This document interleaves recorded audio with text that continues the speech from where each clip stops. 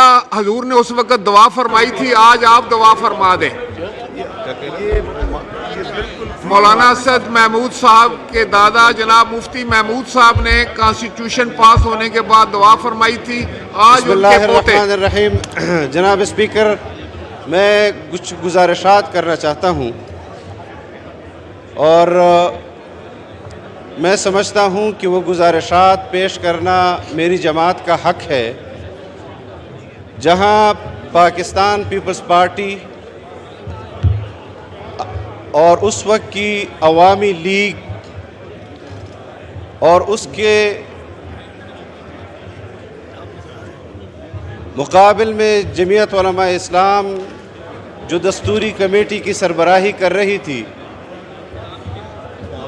मैं कहता हूँ ये जो हाल जनाब वाला जनाब स्पीकर, मेरी गुजारिश है कि ये कुछ order in the house kindly कर दीजिए। जी, एक्चुअली ये कन्वेंशन है, मैं शुरका से दरख्वास्त करता हूँ कि अपनी अपनी सीटों पे तशरीफ फरमा हो जाएं। मौलाना असद महमूद साहब की बात सुनिए। हमारे मिनिस्टर तकरीर कर रहे हैं। जनाब स्पीकर,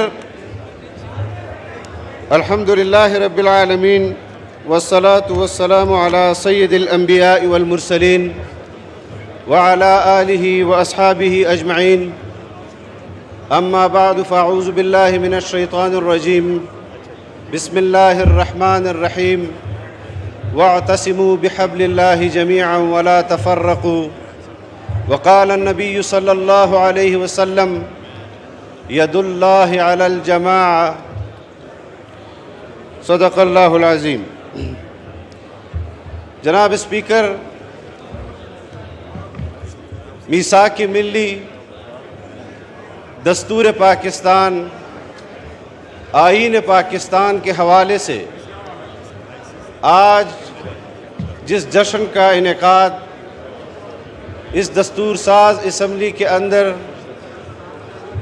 हो रहा है, यहाँ पर उन अकाबरीन को जिन्होंने इस मुमलिकत खुदादाद पाकिस्तान को मुत्तफ़िक़ा आइन दिया, उनको खिराज अक़ीदत पेश किया गया। यहाँ पर जनाब ज़ुल्फ़िकार अली भुट्टो को खिराज अक़ीदत पेश किया गया। यहाँ पर मुफ़क्किर इस्लाम हज़रत मौलाना मुफ्ती महमूद रहमहुल्लाह को खिराज अक़ीदत पेश किया गया। यहाँ पर मौलाना शाह अहमद नूरानी को रहमहुल्लाह को खिराज अक़ीदत पेश किया गया। प्रोफेसर गफ़ूर को और दीगर अकाबरीन को जो इस वक्त आज इस दुनिया में नहीं हैं, उनको खिराज अक़ीदत पेश किया गया। लेकिन मैं उन लाखों सियासी कारकुनों को जिन्होंने पीपल्स पार्टी की आवाज़ पर लब्बैक कहा, जिन्होंने जमीयत उलमा इस्लाम की आवाज़ पर लब्बैक कहा, जिन्होंने अवामी नेशनल पार्टी की आवाज़ पर लब्बैक कहा, जिन्होंने अब्दुस्समद ख़ान अचकज़ई की आवाज़ पर लब्बैक कहा, जिन्होंने वली ख़ान की आवाज़ पर लब्बैक कहा और बाचा ख़ान की आवाज़ पर लब्बैक कहा, मैं उन सियासी कारकुनों को भी खिराज अक़ीदत पेश करता हूँ। और ये सिलसिला जो आज तक हमारे पास पहुँचा है, जनाब स्पीकर, मैं उन लाखों और करोड़ों सियासी कारकुनों को, उन वकला को, उन डॉक्टर्स को, उन असातिज़े किराम को जिन्होंने उस मुत्तफ़िक़ा आइन को आज भी बरकरार रखा। आप जानते हैं कि इस मुल्क को 1954 में एक आइन दिया गया। जनाब स्पीकर, इस मुल्क को सन 62 में एक आइन दिया गया, लेकिन वो दोनों आइन पाकिस्तान में नहीं चल सके। उसके बाद सन 67 में आवाज़ उठी कि पाकिस्तान एक सरज़मीन बे आइन है। उस आवाज़ पर कौम मुतवज्जे हुई। डेमोक्रेटिक एक्शन कमेटी का क़याम आया। नवाबज़ादा नसरुल्लाह ख़ान उसके कन्वीनियर बने। मौलाना मुफ्ती महमूद रहमहुल्लाह उस कमेटी के रुकन बने। शेख मुजीबुर रहमान उस कमेटी के रुकन बने, वली ख़ान उस कमेटी के रुकन बने। मुल्क के तूल अर्ज़ में तमाम सियासी क़ुव्वतें जो नज़रियाती लिहाज से पाकिस्तान से पहले भी इंसानों की और मुसलमानों की सियासी तर्जुमानी कर रहे थे, वो उस कमेटी के रुकन बने और उन्होंने मुज़ाकरात शुरू किए। उनके दो मुतालबे थे जनाब स्पीकर। एक मुतालबा उनका ये था कि पाकिस्तान में पार्लिमानी निज़ाम हुकूमत होगी, और दूसरा मुतालबा उनका ये था कि पाकिस्तान में दूसरे तरफ पाकिस्तान पीपल्स पार्टी जो उस वक्त जिसकी क़यादत जुल्फ़िकार अली भुट्टो रहमहुल्लाह कर रहे थे, उनका नज़रिया ये था कि पाकिस्तान में उस वक्त उनका ख़याल ये था कि वो सदारती निज़ाम हुकूमत और सदारती तर्ज़ हुकूमत के हामी थे, लेकिन बिल आखिर उनको मेज़ पर बैठना पड़ा, और जिसके नतीजे में एक अबूरी आइन दिया गया सन 71 में। उसके बाद मरकज़ में हुकूमत बनी, 2 सूबों में पाकिस्तान पीपल्स पार्टी की हुकूमत बनी, 2 सूबों में जमीयत उलमा इस्लाम और नेब की हुकूमत बनी, जिसकी वज़ारत आला एक तरफ मौलाना मुफ्ती महमूद रहमहुल्लाह के हाथ में थी, तो दूसरी तरफ सरदार अताउल्लाह मेंगल उसके वज़ीर आला थे बलूचिस्तान में। वली ख़ान जो आपके इस पार्लिमान के अपोजिशन को लीड कर रहे थे जनाब स्पीकर, उसकी जदोजहद, उन तमाम अकाबिरीन की जदोजहद के नतीजे में इस मुल्क को एक आइन दिया गया, मुत्तफ़िक़ा आइन दिया गया, और उस आइन का नस्बुल ऐन और उसकी राह को मुतय्यन करने के लिए करारदाद मकासद को शामिल किया गया, जो सन 54 के आइन में भी था, जो सन 62 के आइन में भी था। चाहिए ये था जनाब स्पीकर, हमारी हुकूमतों को जो माजी में गुजरी, 73 में हमने आइन तो दिया जनाब स्पीकर, लेकिन उस आइन के बाद मुल्क के अंदर इमरजेंसी लागू हुई, मुल्क के अंदर ज़ियाउल हक का मार्शल लॉ आया, मुल्क के अंदर जनरल मुशर्रफ का मार्शल लॉ आया। आइन बनने के बाद भी इस मुल्क के अंदर मार्शल लॉ का रास्ता खुला, और उसको नज़रिए ज़रूरत की बुनियाद पर अदालतों ने मोहर लगा कर दी कि आपको आइन में भी तरमीम की इजाज़त है, आपको शख्सी एतबार से इस मुल्क के फ़ैसले करने की भी इजाज़त है। लेकिन मैं अपने अकाबिरीन पर फ़ख्र महसूस करता हूँ, उन्होंने जो शानदार माजी हमारे लिए छोड़ा है, उन्होंने हमारे लिए जिस नस्बुल ऐन का तयन किया है, हम उस नस्बुल ऐन के ऊपर अपने मुस्तक़बिल को का तयन करेंगे, उसी पॉलिसी को अब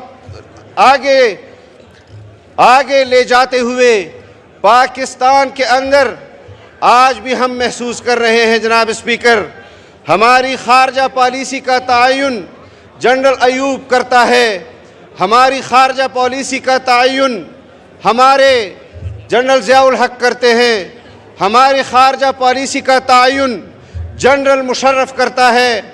चाहिए ये था जनाब स्पीकर कि ये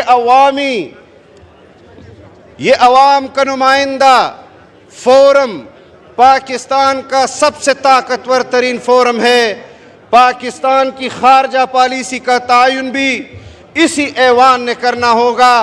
आज हम अमरीका की कैंप में हैं, हमें किस तरह अमरीकी कैंप की तरफ ले जाया गया, हमें इस पर एतराज़ नहीं जनाब स्पीकर कि हम अमरीका के साथ बेहतरीन ताल्लुकात नहीं चाहते, हमें इस पर एतराज़ नहीं कि हम अपने दोस्त और पड़ोसी ममालिक के साथ बेहतरीन ताल्लुकात नहीं चाहते।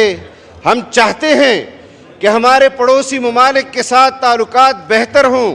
हम चाहते हैं कि हमारे साथ हमने चीन के साथ जो माशी मुआहदात किए हैं उनके साथ वो वादे ईफा करें। हम चाहते हैं कि हमारे पड़ोस में अफ़गानिस्तान की हुकूमत को तस्लीम किया जाए। हम चाहते हैं कि हमारे पड़ोस में ईरान मौजूद है, हम उसके साथ माशी ताल्लुकात बनाएं, लेकिन हम किसी की पैरवी में और यहाँ पर सियासतदान जदोजहद करते हैं इस मुल्क के माशी, इस मुल्क के सियासी इंतज़ाम के लिए। लेकिन आप जानते हैं जनाब स्पीकर कि दुनिया भर की बैनुल अक़वामी तंजीमें यहाँ हमारे सियासतदानों के लिबास में और उनकी चमड़ी में अपने ग़ुलामों को पालते हैं, अपने ग़ुलामों को फॉरेन फंडेड पार्टीज़ बना कर देते हैं। वो आपके आइन का हुलिया भी बिगाड़ते हैं, वो आपकी मईशत का हुलिया भी बिगाड़ते हैं, वो आपके अदालती निज़ाम को भी बिगाड़ते हैं, वो मुल्क के अंदर कौम की तकसीम की बुनियाद भी रखते हैं। अगर बतौर रियासत इदारों को अरबों रुपए दिए जाएं और उनको ये जिम्मेदारी दी जाए कि पाकिस्तान के खिलाफ होने वाली दिखाई दी जाने वाली साजिशों को भी आपने रोकना है और बिन देखी साजिशों को भी आपने रोकना है, तो फिर आज क्यों पाकिस्तान में फॉरेन फंडेड पार्टियों को पर परवान चढ़ाया जा रहा है और क्यों हमें मजबूर किया जा रहा है कि इलेक्शन कमीशन ऑफ पाकिस्तान के फैसले के बावजूद कि उनको फॉरेन फंडेड हुई, यहूदियों ने भी किए, हिंदुओं ने भी किए, फिर आज क्यों हमें मजबूर किया जा रहा है कि हम फॉरेन फंडेड पार्टियों के साथ मुज़ाकरात करें। हम मुज़ाकरात करेंगे लेकिन पाकिस्तानियों के साथ हम मुज़ाकरात करेंगे, लेकिन पाकिस्तान की उन पार्टियों के साथ जो बैनुल अक़वामी एजेंडे के लिए पाकिस्तान में किरदार अदा नहीं करेंगी। हम बात करेंगे उन लोगों के साथ कि जिनको उनके हुकूक उनको आइन ने उनका हक दिया हो और उनको उनका हक न मिल रहा हो, चाहे वो पश्तून कबाइल हों, चाहे वो बलोच कबाइल हों, चाहे वो सराइकी कबाइल हों, चाहे वो सिंधी कबाइल हों। हमें सिंधियों के साथ भी बात करनी चाहिए, हमें सिंधी कौम परस्तों के साथ भी बात करनी चाहिए, हमें पश्तून कौम परस्तों के साथ भी बात करनी चाहिए, हमें सराइकी कौम परस्तों के साथ भी बात करनी चाहिए, हमें बलोच कौम परस्तों के साथ भी बात करनी चाहिए। हमें ऑन बोर्ड लेना चाहिए उन तमाम कौमों को जिनको आइन ने हक दिया है और रियासत उनको उनका हक नहीं दे रही। जनाब स्पीकर, वाज़ेह बात है, आपकी क़यादत जनाब जुल्फ़िकार अली भुट्टो ने इस मुल्क को इस्लामी नज़रियाती कौंसल दिया। इस आइन के तहत वो आइनी इदारे के तौर पर काम कर रहा है, उसके अंदर वो उलमा भी हैं, उसके अंदर वो कला भी हैं, उसके अंदर आइनी माहिरीन भी हैं। क्यों उनके मुत्तफ़िक़ा सिफ़ारिशात को आपकी 2 या 3 मरतबा की हुकूमतों में इस पार्लियामान के अंदर पेश नहीं किया गया? क्यों मुस्लिम लीग की हुकूमतों में उन सिफ़ारिशात को इस पार्लियामान के अंदर पेश नहीं किया गया? आप ख़ुद बताते हैं हमें। हमारे कायदे आज़म के साथ सिलसिले में हमने तो उनको आपकी नज़र से देखा कि हम एक ऐसा इस्लामी मुमलिकत चाहते हैं जहाँ हम इस्लाम के मुताबिक अपनी ज़िंदगी बसर कर सकें। क्यों हमें इस्लामी निज़ाम नहीं दिया गया? इस्लामी नज़रियाती कौंसल की सिफ़ारिशात भी मुकम्मल हैं, उसके बावजूद भी कौम की उस तशनगी को पूरा नहीं किया जा रहा। अगर किसी मज़हब परस्त को आइन उसका हक देता है, किसी कौम परस्त को आइन उसका हक देता है और हुकूमत और रियासत उस हक को तस्लीम करने के बावजूद भी उसको उसका हक नहीं दे रही। और मुकाबले में जनाब स्पीकर, ये बहुत हसास मामला है। अगर कोई अपने तहफ़्फ़ुज़ात का इजहार करता है उसकी नहीं सुनी जाती। हम तो आज भी आइन के साथ खड़े हैं, हम तो आज भी आइन और पार्लियामान के साथ खड़े हैं। कुछ लड़के उठते हैं, वो हाथ में बंदूक उठाते हैं, हम उनको आइन का रास्ता दिखाते हैं और वो आपकी तरफ निस्बत करते हैं जनाब स्पीकर कि आपके पार्लियामान में जो इस्लामी जमहूरिया पाकिस्तान का पार्लियामान है, जिसके आइन को आप इस्लामी कहते हैं, आप क्यों इस्लामी नजरियाती कौंसिल के सिफारिशात पर अमल नहीं करवा रहे? अगर कौम के उस वादे को जिन लोगों ने पाकिस्तान बनाने के लिए लाखों लोगों ने अपनी माओं का खून और शहादतें दी, अपनी बहनों को इस पाकिस्तान पर कुर्बान किया, अपने आबा व अजदाद को इस पाकिस्तान पर कुर्बान किया, और बदले में आज अगर पाकिस्तान के अंदर अगर मजलूम है जनाब स्पीकर, तो वो आज भी इस्लाम मजलूम है।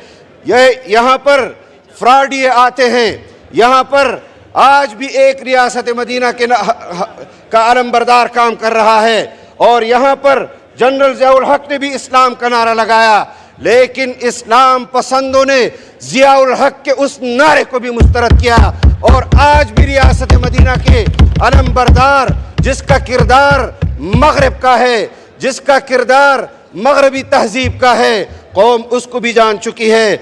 अगर इस तरह के फ्रॉडियों का रास्ता रोकना है जनाब स्पीकर, तो फिर इस आइन के तहत जिसका आज हम बार बार जिक्र कर रहे हैं, आज हम इस आइन का जिक्र कर रहे हैं, हम जश्न भी मना रहे हैं, लेकिन बहैसियत पार्लिमान और के रुकन के हमें इस पर भी सोचना चाहिए कि जब से हमें ये आइन मिला है, हमने इस आइन को कमज़ोर किया है या हमने इस आइन को मजबूत किया है? मेरी नज़र में हमने आज तक इस आइन को कमज़ोर किया है। हमने इस इदारे के तक़द्दुस को उस तरह बरकरार नहीं रखा जिस तरह हमारे आबा व अजदाद ने इसके लिए कुर्बानियाँ दी। मैं सलाम पेश करता हूँ, मैं खिराज अक़ीदत पेश करता हूँ वली ख़ान को, मैं खिराज अक़ीदत पेश करता हूँ ज़ुल्फ़िकार अली भुट्टो को, मैं खिराज अक़ीदत पेश करता हूँ मोहतरमा बेनज़ीर भुट्टो को, मैं खिराज अक़ीदत पेश करता हूँ मुफ़क्किर इस्लाम हज़रत मौलाना मुफ्ती महमूद को, मैं खिराज अक़ीदत पेश करता हूँ मौलाना शाह अहमद नूरानी को, मैं खिराज अक़ीदत पेश करता हूँ उनके रुफ़क़ा को जो इस दस्तूर साज कमेटी में उनके साथ शरीक हुए, और खिराज अक़ीदत पेश करता हूँ उन अवामी नुमाइंदों को जो उस दस्तूर साज असम्बली का हिस्सा थे और उन्होंने इस आइन को मुत्तफ़िक़ा तौर पर मंजूर किया। और मैं एक और बात पर भी इस कौम को एतमाद दिलाना चाहता हूँ कि 25 साल इस मुल्क को आइन नहीं मिला, लोग जद्दोजहद करते रहे, अयूब खान का मुकाबला भी किया, याह्या खान का मुकाबला भी किया, जनरल याह्या का मुकाबला भी किया, लोग उस वक्त भी मायूस नहीं हुए, उन्होंने जद्दोजहद की, सियासी नज़रियात की हामिल तंजीमों की आवाज़ पर लब्बैक कहा। जनाब स्पीकर, उन लोगों की उस जद्दोजहद का नतीजा ये है कि आज आप अपने मुल्क को इस्लामी भी कह सकते हैं, जमहूरी भी कह सकते हैं। आज हम खिराज अक़ीदत पेश करते हैं उन अकाबिरीन का कि जिन्होंने इस मुल्क को एक इस्लामी जमहूरी पाकिस्तान बनाया, इस मुल्क के आइन को इस्लामी बनाया, लेकिन हमें अपने आप पर भी सोचना होगा कि क्या हमने उन अकाबिरीन ने जो हमारे लिए जिस राह का तयन किया, हमारे लिए जो नस्बुल ऐन मुकर्रर किया, क्या उस पर हम आगे बढ़े हैं? यहाँ हम अदालतों के बारे में जनाब स्पीकर कहते हैं कि नज़रिए ज़रूरत उन्होंने मुतारिफ़ किया, लेकिन ये बात हकीकत है कि पाकिस्तान में जब तक फॉरेन फंडेड पार्टियां बनेंगी, ये पाकिस्तान बैनुल अक़वामी चौक हम नहीं बनने देंगे कि यहाँ पर सियासतदान भी किराए पर दस्तयाब हो, यहाँ पर ब्यूरोक्रेट भी किराए पर दस्तयाब हो, यहाँ पर वकील भी किराए पर दस्तयाब हो, यहाँ पर अदालत में जज भी किराए पर दस्तयाब हो। हमारे अकाबिर ने इस मुल्क के लिए, हमारे असलाफ ने इस मुल्क के लिए खून दिया, इस खित्ते के लिए, उसको आज़ाद करने के लिए जद्दोजहद की, इसलिए नहीं की जनाब स्पीकर कि अंग्रेज़ के ग़ुलाम हम पर हुकूमतें करें, उनके तनख्वाहदार हम पर हुक्मरानी करे। खुदा के लिए हमारी नस्लें इसमें चली गई। आप भी जानते हैं यहाँ पर बुजुर्ग सियासतदान बैठे हैं जिन्होंने उन अकाबिरीन को, जिन्होंने इस मुल्क का आइन बनाया, उनके साथ बराह रास्त काम किया। हमारे अपने आबा व अजदाद की जिंदगियाँ इस सफर में चली गई जनाब स्पीकर। शुक्रिया। आज भी हम इस बात का इजहार कर रहे हैं, आज भी हम इस बात का रोना रो रहे हैं। मैं इस बात का अहद करता हूँ, फैसले करें, मुल्क के लिए करें। अगर पाकिस्तान के अंदर ट्रांजिशन की पोजीशन में कायदे आज़म मोहम्मद अली जिन्ना को जब उनको गवर्नर जनरल बनाया गया, हमने ये तस्लीम किया कि वो ट्रांजिशन पीरियड था। हम ये भी जानते हैं कि जुल्फ़िकार अली भुट्टो ने अगर सिविल मार्शल लॉ एडमिनिस्ट्रेटर का ओहदा कबूल किया था, बअम्र मजबूरी कबूल किया था, ट्रांजिशन पीरियड था। अगर आज भी आपने अपने आईन पर अमल दरामद